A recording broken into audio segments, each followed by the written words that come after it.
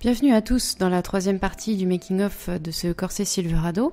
Alors, comme vous pouvez le voir, moi je commence déjà par redessiner les pièces parce que j'aime bien les garder propres. En fait, j'aime pas trop travailler avec du papier de soie non plus, donc je les sauvegarde dans un coin. Ça m'évite de découper mon patron parce qu'après je pourrais plus m'en servir en fait. Si un jour je veux faire une autre taille pour quelqu'un d'autre ou pour moi-même. Donc, ce qui va se passer, c'est que je vais déjà prendre une pièce et vous expliquer comment fonctionnent toutes les indications qu'il y a dessus. Et ensuite, je vais les étaler les unes à côté des autres pour vous montrer exactement comment le corset est fichu, quelle pièce va où, etc. Mais pour commencer, je voulais déjà vous parler de la taille. Alors, comment est-ce qu'on choisit sa taille quand on veut faire ce corset? Donc, on prend, il me semble que j'en avais déjà brièvement parlé dans les vidéos d'avant, on prend donc le tour de poitrine, le tour de taille et de bassin quand on fait à peu près quand on a un peu sa corpulence de forme, si je puis dire, c'est-à-dire, faut éviter d'avoir beaucoup mangé avant, enfin bref, on prend ces mesures-là quand on sait qu'on va pouvoir avoir une bonne moyenne. Donc, de manière générale, il vaut mieux prendre plus grand que plus petit. C'est-à-dire que si vous faites par exemple 100 de tours de poitrine, 80 de tours de taille et encore 100 de tours de bassin, vous allez être entre la taille 16 et la taille 18. Il vaudra mieux privilégier la taille 18, quitte à la réduire un petit peu ensuite. Alors moi, si je me souviens bien, quand j'ai voulu le faire, j'avais pris du 95, 71, 100, quelque chose comme ça.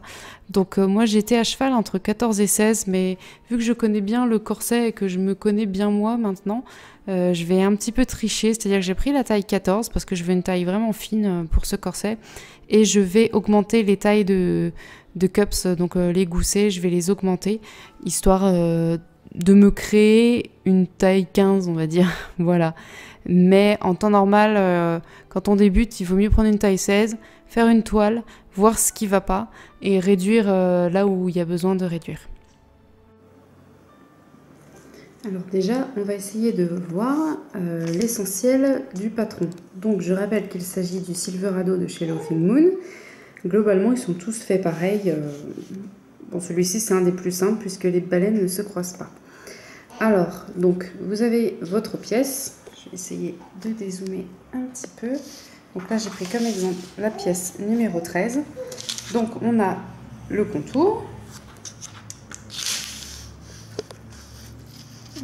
Et donc, les autres informations qui nous intéressent, ce sont ces indications qui permettent en fait de mettre les pièces face à face les unes par rapport aux autres.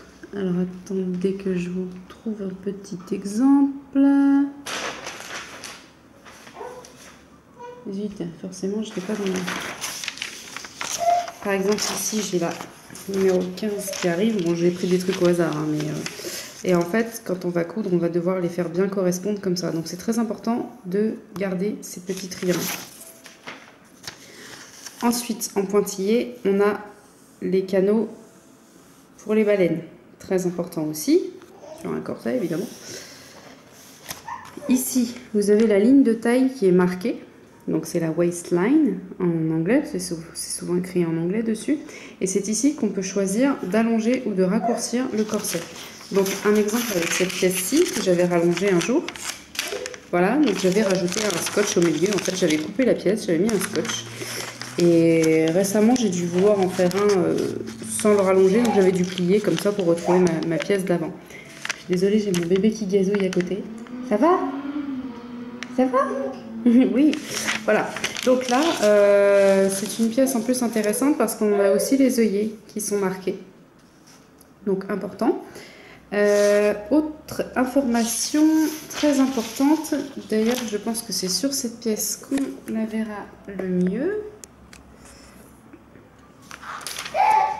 Oui, mais tu te fais peur tout seul. Oui, donc vous avez ici une grande flèche. La grande flèche, ça indique le sens du tissu. C'est-à-dire qu'il faudra le mettre dans le sens du grain, parce que bon, le corset, il ne faut pas qu'il se déforme, évidemment, puisqu'il doit vous compresser, c'est son but.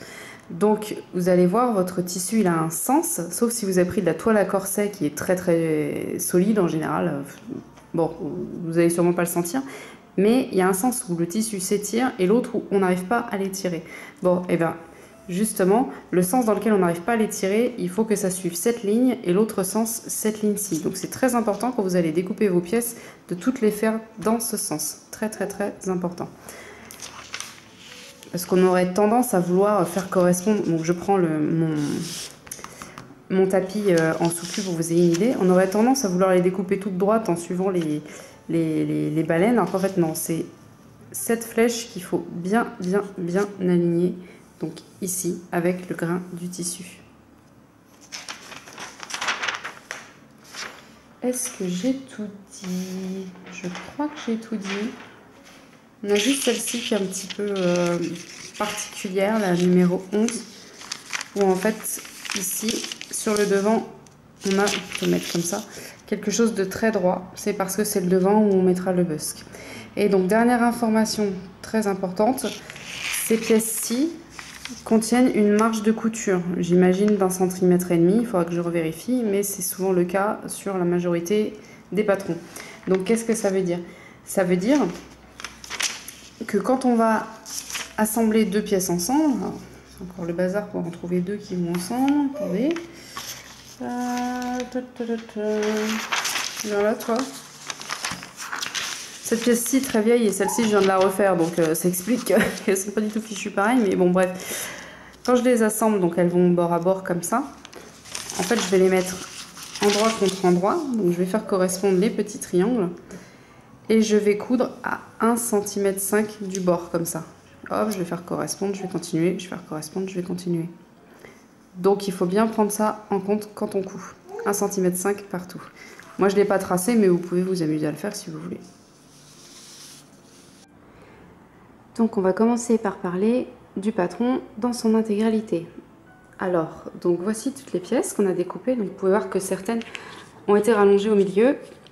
Faut pas faire gaffe, les autres je les ai refaites, c'est pour ça qu'elles l'ont pas, mais bon bref, je vais m'en passer pour cette fois de cette rallonge.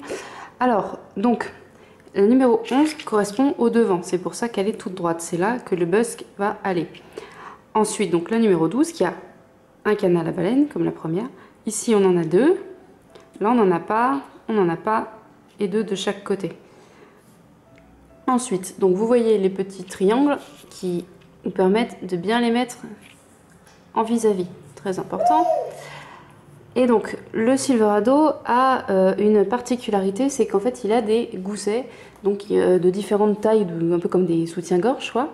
Donc on a le bonnet A et B, le bonnet C, et ensuite D, E, F, G, ils appellent ça 2D, 3D, etc.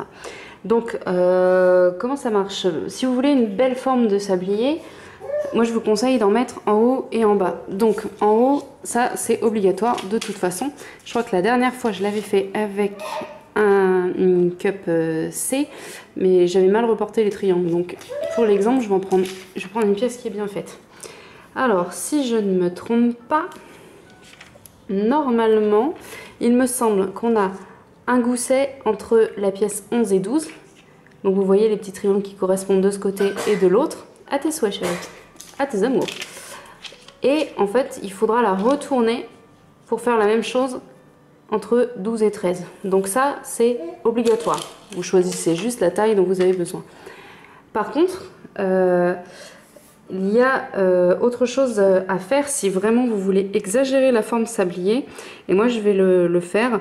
Donc il faut que je revérifie sur les instructions à quel endroit il faut le faire. Mais en fait, vous prenez votre gousset, donc qui normalement va en haut pour la poitrine, et vous le mettez, je crois, entre deux pièces en bas, pareil, je sais plus trop où, hein, donc là j'ai peur de dire une bêtise, donc je préfère pas le dire.